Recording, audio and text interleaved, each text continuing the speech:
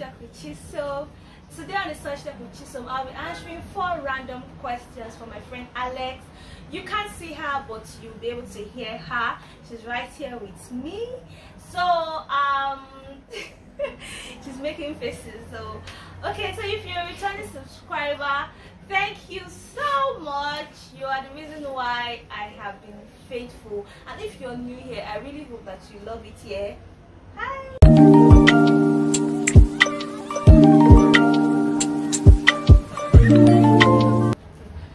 So let's get right into our I'll cut it myself.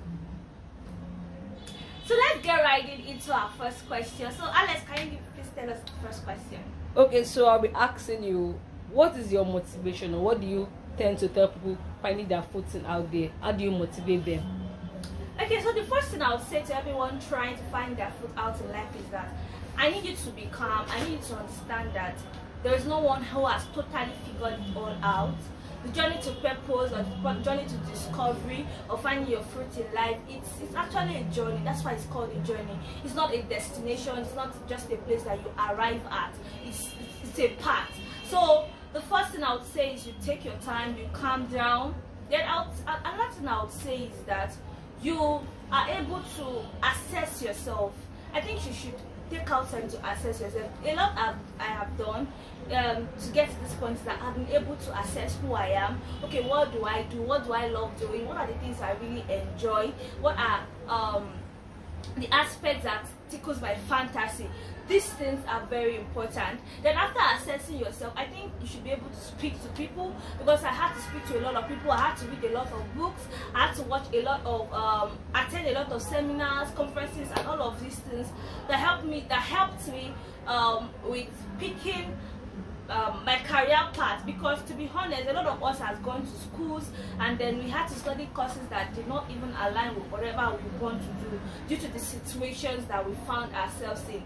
So it's always another tussle out of school to start or pick up our life all over again. So you need to assess yourself, you need to speak to people, you need to talk to God about it, and then you need to take the step. Yes, take the step. I think taking the step is very, very vital. Okay, so to the next question. We're currently in the Gen Z generation now. Everybody is Gen Z, living their life. So what do you feel people that is trying to seek God at this moment? Because I feel the world is full of distraction at this point. So what advice do you give, or what encouragement would people trying to find God in places? Like, people are currently in doubt, people are feeling that God doesn't exist. So what do you say to them? Okay, thanks so much for that question. One thing I would say to anyone trying to find God at this moment is shut your ears. You see, Twitter is not a real place. I think I should start with Twitter. I see the whole bans, both, all of those things. Twitter is not a real place. People with unnecessary standards, with unnecessary things, the woke generation, the relativism that we all try to say. So at this point, everybody's trying to say, to be relative and all of those things. I'll just say shut your ears, because if you don't shut your ears, even the Bible says that guard your heart, but out of it flows the issues of life. So the first thing I would just advise that you shut your ears to a lot of false preaching, false teachers online. Then the next thing I would say is commit to a personal relationship with God. Like, commit to knowing God for yourself. Commit to the journey of knowing God for yourself. When you know God for yourself, you've been able to get an encounter with God for yourself. A lot of things on the internet, a lot of things around you would not faze you. A lot of things would not even move you, because to be honest, even the people that you look up to can wake up tomorrow and bring a scripture and twist it all around. They can just tell you that, tomorrow, we think now that stealing is good, and they would justify it. People would justify a lot of things, to be honest. So you're a Gen Z, millennium, whatever, but because of the advent of social media, it's becoming so difficult to stand your faith. So shut your ears, be very careful of what you allow inside of you, commit to a personal relationship, like finding God for yourself, and then find group of believers that you trust and you believe in.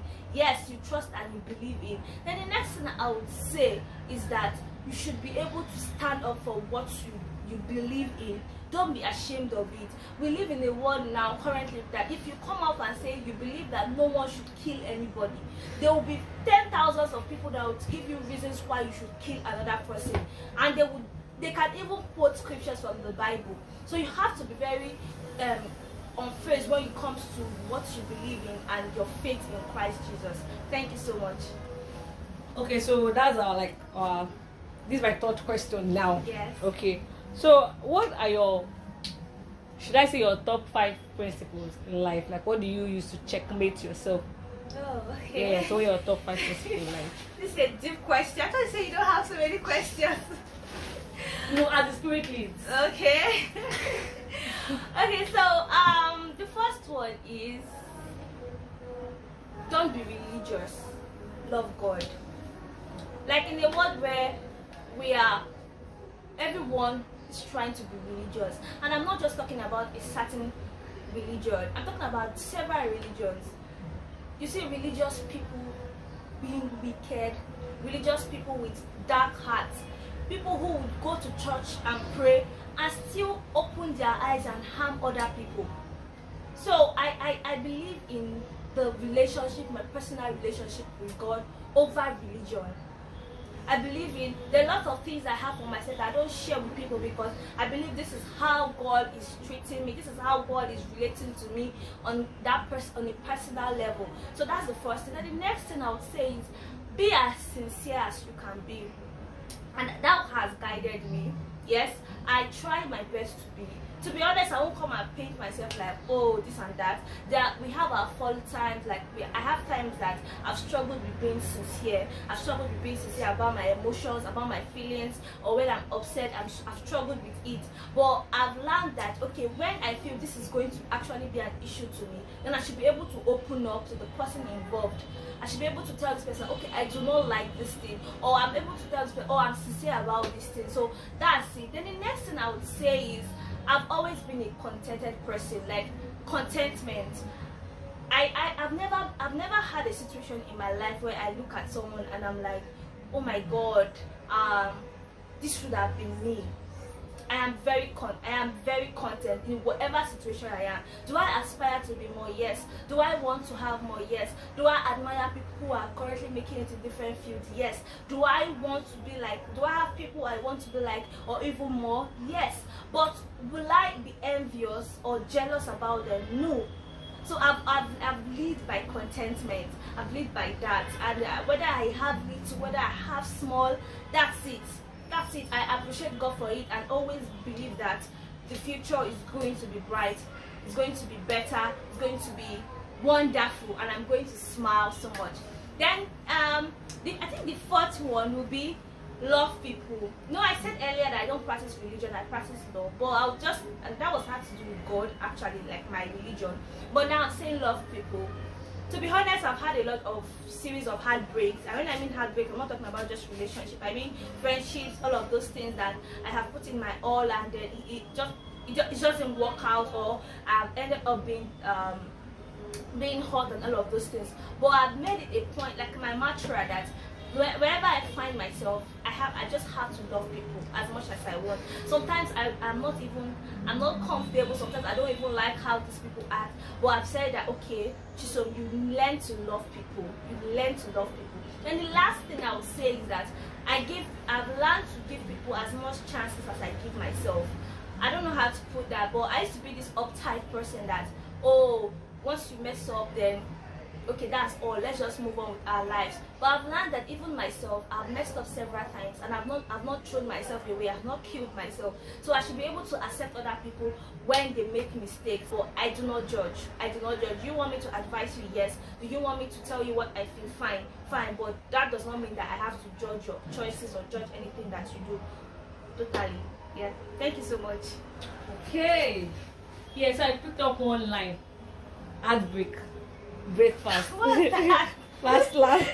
So no, but that one didn't me to my next question. Was that what you wrote down? No, this one So is. why are you It was really random. No, at this point. So speaking about heartbreaks. Okay. It's me. I've seen you have talked breakfast. So how did you deal with that breakfast aspect of your life? No, I don't mean job, I mean in terms of relationship. Now let's talk about relationship. So maybe the way, I don't know if you've dealt with or you've gone through one, but I think that people out there dealing with series of breakfasts anyhow it came. But me, I'm focused on relationship. So what do you tell girls trying to come out from one?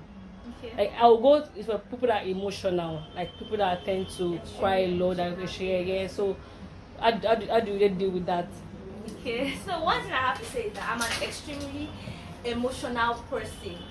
Like anyone watching this video that knows me knows that Chisom can cry. Oh my god. The only thing is that you might not get to see me cry to your face, but I'm definitely crying all the time. If you hurt me, I'm crying once I leave your face. So they're talking about heartbreaks. I don't know if she means like relationship with a guy. Yes, I'm going to assume guy. that it's friendships. No, guy. Okay, so I don't know how to put this now. Heartbreak. I feel heartbreak can come. Heartbreak does not necessarily mean ending of the relationship, right? You could have heartbreaks while in a relationship. Or what do you think? Is that part of it? Or you mean when you end a relationship? Like, so okay, let's, for instance, someone has been with you for like 4 good years and serves you breakfast. The person said, "Oh, I'm not doing it again." wow. Yes, Okay. that kind of thing. Okay, for in that particular aspect, I have not experienced it. But with the little, but I know that I've had series of experiences that I have had to deal with in the past. But one thing I would just say is number one is that people need to understand that other people's choices isn't about them. Yes, you might your own actions might influence their actions. But one thing we need to understand as humans, especially if someone like me who is quite sensitive and emotional, I tend to believe or act like everything someone does is about me. So a person who is, I don't like to use the word okay, I don't want to use this word, it's the wrong word, but someone who can't love themselves can't love you properly. That's just the thing. So it's not about you. So that's the first thing I would like to tell every lady, that it's not about you. And me, when I mean it's not about you, I mean when you have been good, when you have been faithful, when you know you've been trying your best and this person still leaves you for another person, then I need you to know that it's not about you. It's their situation, it's their choices. They made the poor choices. It's about them. Maybe they have demons that they are still trying to fight. Doesn't have to do with you. And the next thing is that I believe that I need you to take away time, the constraint of time. Time does nothing. Like when you keep looking at time, oh, I'm 30 something years, oh, I'm 15, oh, I'm that one, oh, I'm 20 something, and that's I don't have a strong relationship. That's why so many people fail, because we have put a lot of constraint on our lives. Like, oh, see, people my age have done this. No, there are people who we heard of only when they were 70 years old. There are people who have found love 50 years old. So I need you to take away the constraint of time, because when you put time, the constraint of time makes you put a lot of pressure on yourself. So the next thing I would say is take your eyes off social media. Like, what I mean is comparison. Yes, that's the word I should use, because social media has made a lot of people who are actually who, if you could handle breakfast easier, I believe a lot of people will be able to handle breakfast easier if there was no social media. Because you're handling breakfast, I think that's the time that your Mark and his people will start sending you lovers videos, how they love themselves, how they go to Costa Rica, all the whole countries of the world. That's when you start seeing it. You see, I think I saw a video recently of a girl who her partner apologized to her with 10 million naira, 2 million naira necklace, this one, that one, and a lot of people were like, God, am I a stick? Am I a bone? Am I a this and that?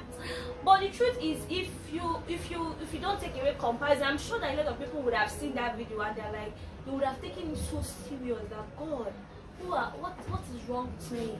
Do I have to go and wash my head? That's the problem. comparison would do a lot of harm to you, will harm your growth, your healing process. Then the next thing I would say is take out time to heal. Guys, heal. If you know you are completely done in a relationship, you need to heal, because you would, okay, I think I should say this first. Look out for your own faults. Like I said earlier, 2 wrongs cannot make a right, and it takes 2 to tango. So the person might have 95% of the issues, but you always have your 5%. You always have your 5%, take it or leave it. You always have an aspect that you've done wrong. So look out for your faults and try to correct it. Then the last thing I'll say is heal. I need you to heal, because if you don't heal, the next relationship that you'll be going into, you will take all those baggages to those persons. Lex, thank you for the questions. I think I'll be able to learn a lot while I'm talking. I hope we'll have a part 2 of this some other time. Thank you for watching till this moment. Please do not forget to like, subscribe, share to your friends. If you know you chop breakfast, so please share to people, your friends, not all of us. Men that work hard together. See you in my next video. Bye.